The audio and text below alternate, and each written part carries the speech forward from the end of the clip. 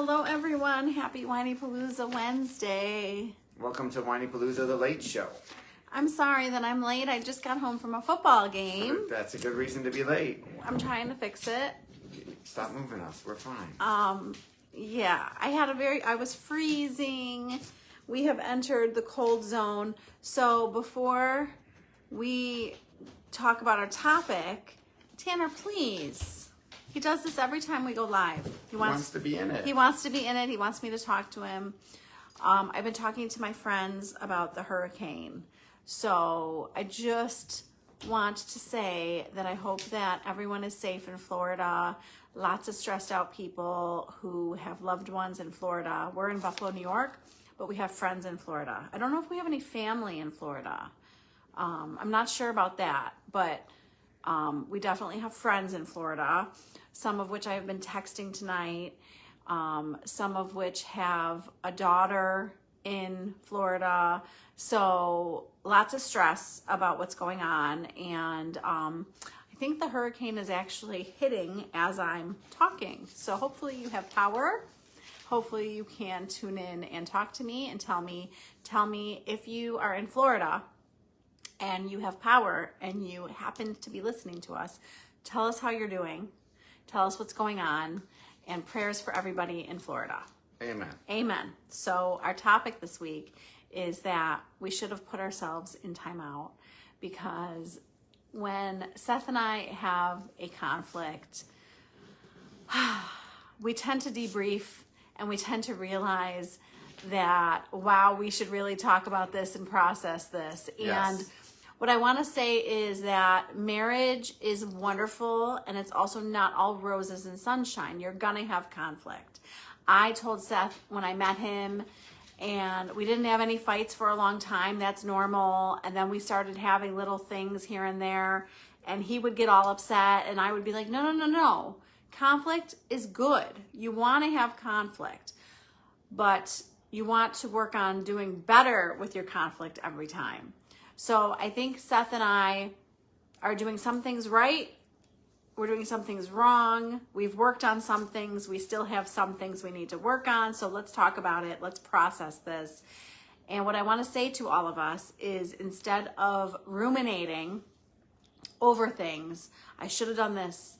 Why did I say that? I can't believe we did that. Instead of all the negative thoughts and the spiral, I want you to stop yourself and say, okay, let's evaluate this. So instead of ruminating, I want us to evaluate instead of ruminate. Does that make sense, Seth? Yes. Okay. So my thing is that I want to say yes to people. And sometimes we need to be able to say no. I think that we're going to have to do a topic on no and boundaries, because I think not only do people that I know need to hear it, I think that I need to hear it. So I am not perfect. I have things that I need to work on. I need to work on saying no. I need to be better with boundaries.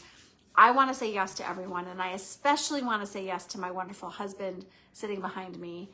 And when he says, he has this project, let's say he has this work thing, honey, can you do this? Yes, I want to say yes. I want to always say yes. And I apologize for asking you in the first place, because none of this would have happened. Yeah, but come on. I should have known better. I hate that he's saying that. So I hate that people use the word busy as a badge of honor.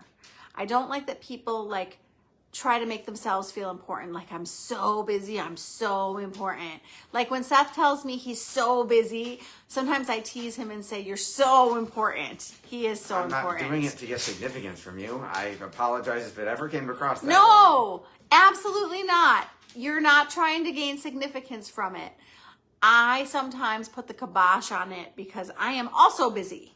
So your busy isn't always more important than my busy. Never said it was. Right. Let's not go off. We're on a tangent. That's on a tangent. Let's stay focused. So I feel like I'm a very busy person. I feel like I have a lot going on right now in my life, with the kids and the husband and the pets and the job and the volunteer work and the house and the errands, and I could go on and on and on. I feel like I'm a busy person. I don't work full time though. and my husband works full-time plus. And Seth is running, I lost count. 6.5. I can't even. Okay, we're going to have to go over this when we get off of this. Seth is running multiple companies. He's working definitely more than 40 hours. We had a little play fight about how many hours Seth works. We have a little bit of a disagreement about that, but I'm just thankful. You're off on another tangent. I'm just thankful that he works so hard for us. So my point is, the last thing that I wanted to do was to say, no, you do this. He has enough to do. It's a Sunday.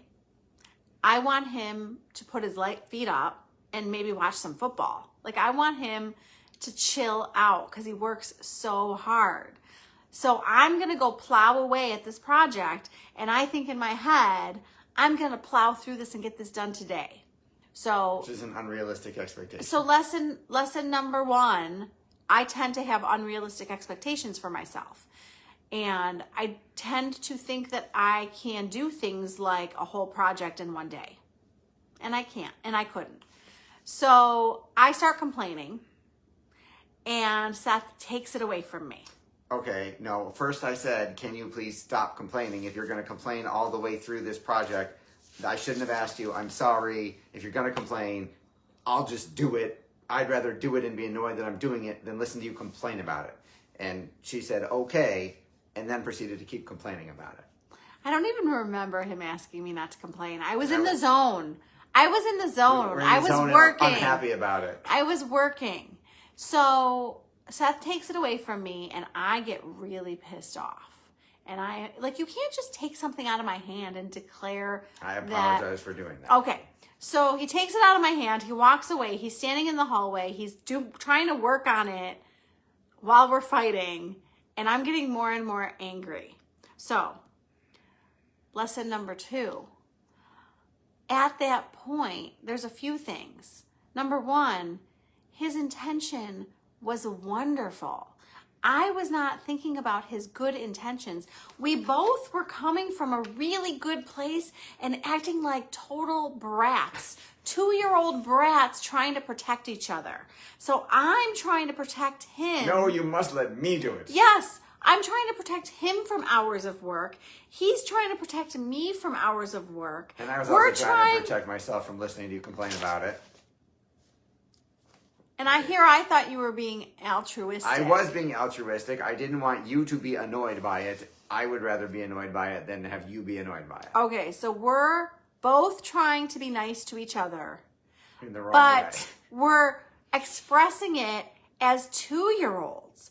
I mean, I was like, give it back. And he was like, no. And I was like trying to take it from him. And he was like, you're not going to take this. And I was like, I'm getting really angry and I'm going to be really mad at you if you don't give it back. And we're fighting back and forth and back and forth. And like, how about some self-awareness? Lesson number 3. How about the two of us being like, listen, we need to stop right here. Like, we are being immature brats. You know, I was being angry, bitchy, bratty. Seth was being abrasive, stubborn, bratty. I was being stubborn, colliding. Pause. Move away from each other and say, okay, let's take 5 minutes to calm down. And then let's sit down on the couch and calmly discuss who is going to do this. I mean, why did we keep going at it? Why don't we just say, stop, time out? That is a great question. If I had said that, would you have listened? Excellent question. Which was not of course, honey. So I think that this was the perfect moment to say time out and to go to our corners and to take some deep breaths and then come back together. Right? That would have been better than what we did, yes. I apologize, I didn't think of that. Okay, so if you could do it over again, what would you have done differently? I wouldn't have asked you in the first place. I would have respected the fact that it was annoying you and that I was going to hear about it. I would have not physically taken it away from you and tried to run out of the room. I would have asked you nicely again. I would have tried to convince you to get you to let me do it so that you weren't annoyed. And then ideally, if all of that failed, I would have put some AirPods in so that you could complain about it and I wouldn't be bothered by it. Is any of that the right answer? Yeah, no, I'm thinking and processing and thinking, it's hard because I don't know what the answer to this is. I think that I should have just done it and shut up about it. So like if I'm going to do something, Yes. whatever the thing is that I'm going to do, whether it's for me or for you or for somebody else, you don't want to hear about it. Right. I don't want to hear negative about it. Right. Right? If you said, Right. honey, can you do the dishes for me? And I said, sure. And every dish I put away, I'm not saying, this is a complete exaggeration. Yeah. But I was verbally out loud annoyed and swearing at every dish. You'd be like, oh my God, just shut up. I'll just do it so I don't have to listen to you. Totally. That's a really good way to explain it to me. Thank you. All right. That was very helpful. So I think that what you're teaching me and what we all need to do is we need to turn it around. And neither of us was understanding the other. I wasn't putting myself in your shoes. You don't want to sit next to me on the couch and listen to me complain all day. No, especially if you were bound to determine that you thought you could binge the whole thing and be done in 8 hours straight, and I would have done half an hour a day for a couple weeks to get it done. And you were like, nope, I'm doing it all at once, which of course is going to make you more frustrated doing it all at once. Yes, so take a lesson from Seth, not from me. So for some reason, I think that I need to get things done. And Seth is like, what is going to be my plan for getting this done? Yes, how many minutes a day am I doing for how long to complete the task? So in college, when I was writing 20-page papers in one day, what were you doing? I wrote a page a day for 20 days. Seriously? Yes, day of the semester, they gave us a syllabus. I plotted out when I was doing everything for the entire semester. Okay, so can I respond to that? Sure. I think that I would get in a writing zone and my flow would be going and I would pound it out and it would spill out of me. And I don't know that it would have been as good if I would have done a little bit each day. Well, that is your belief to keep you doing what you're doing. You can schedule the flow and schedule it every day on purpose. I can schedule the flow. You can. Okay, so can I schedule better arguments between us? That is a great idea, and I will learn something from you. Okay, Yes, so when would you like to have our next one? I don't want to have any.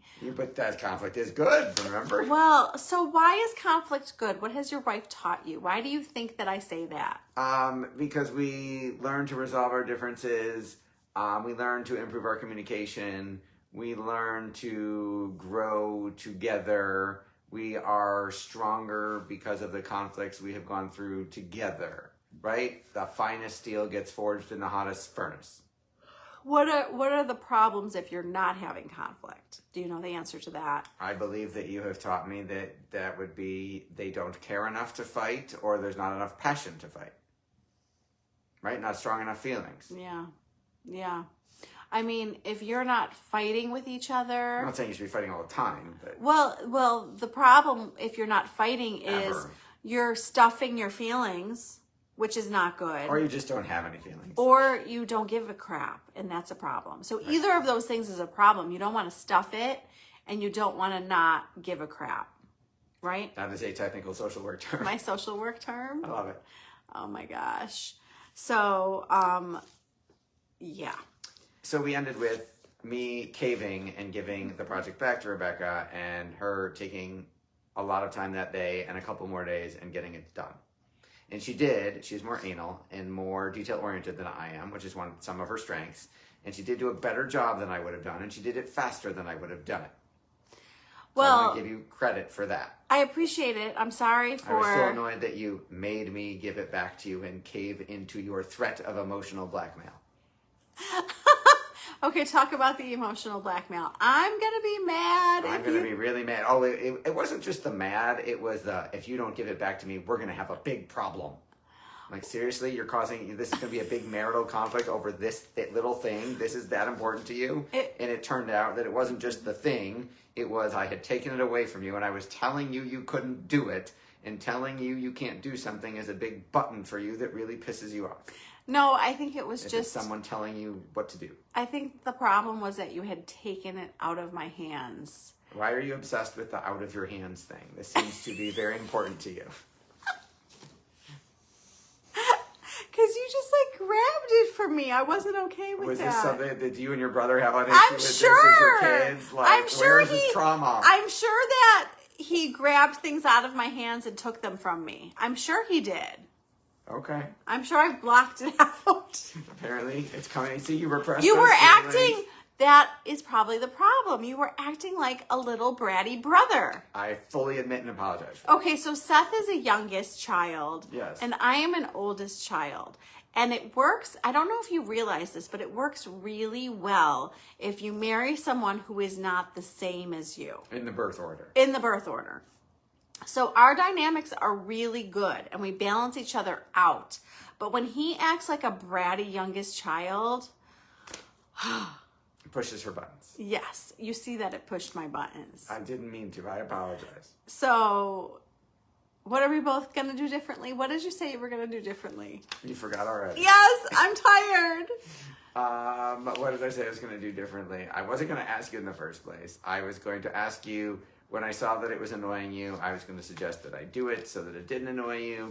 I was going to ask you nicely not to do it, not to complain about it, and failing all of that, get some earplugs or AirPods and crank up some music or something so that I didn't have to listen to you complain about it. Okay, and I wish I would have just done it and been quiet.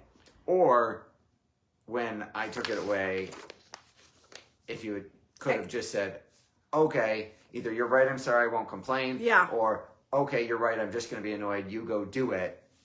We would have avoided a lot of the conflict. What escalation. I was trying to explain to Seth is that it was important to me because I knew I would do a better job because I'm more anal. Yes, which I appreciate. Yeah. So part of it was I didn't want you to do it. I know, and I cared less about it being as good a job than I did about you being annoyed and not wanting you to be annoyed the whole time you did it. I understand. Which So I did still hear about for days. what did you hear about? You complaining about it. Even when I gave it back to you, you didn't stop. I did. You cut back. You didn't stop. I did. I consciously tried not to say a word. I tried to be I know just. you made an effort. I made You an made a effort big to be. effort. I made an effort to be silent while I was working on it. Okay, so that must have been my other wife going, this fucking blah, blah, blah. Dude, I was You quiet. did it. You cut back a lot. I worked on that for you. I greatly appreciate it, and I tried to stop you. And I'm sorry for the whole thing. Me too. I hate when we fight. I mean, I think that the bottom line to this whole thing is that when we have heightened emotions, it's not going to be a good conversation. Heightened negative emotions. Yeah. I mean, even my heightened negativity with Lily today, Lily was being so disrespectful. I was keeping it together really well for a while, and then I was pissed, and then I got angry, and I think I needed a timeout. I gotta be more aware of putting myself in timeout, and I do a really good job of keeping myself calm, and then I don't. So It works until it doesn't. It works, and it works, and it works. And eventually you run out of tolerance. So it's like, she's disrespectful, you're doing good, you're having good self-talk, you're getting through it.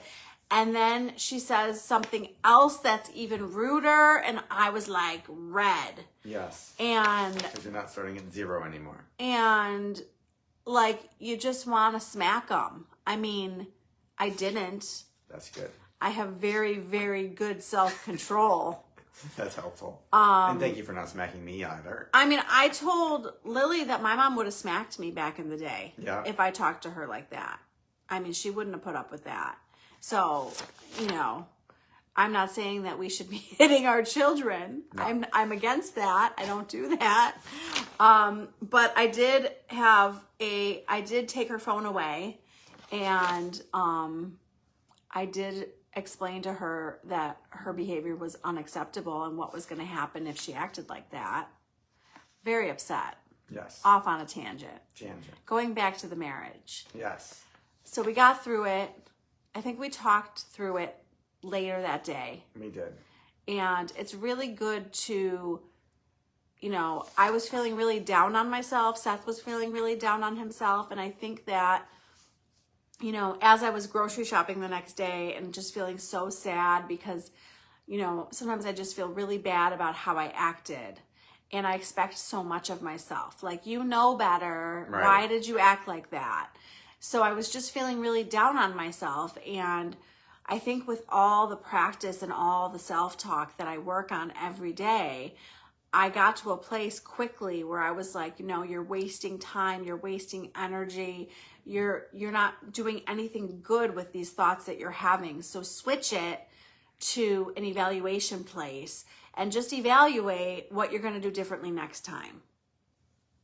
So that's what we can do. That's what's productive. Amen. Okay, so feel free to share your marital stuff with us. We love that stuff. We will talk to you about your stuff.